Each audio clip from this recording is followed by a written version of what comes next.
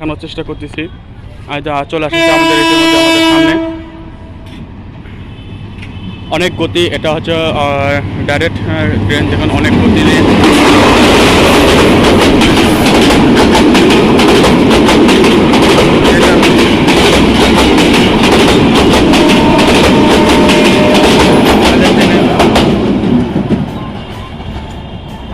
ইতিমধ্যে চলে গেল আসলে এই ট্রেনটা। আমি যেটা আসলে দেখাতে চাচ্ছিলাম, এখানে যে ব্যারিকেড দিয়ে রাখছিল, আর এই ব্যারিকেডটা এখনও দেখুন সরানোর পর অনেক গাড়ি জাম হয়েছে। এতে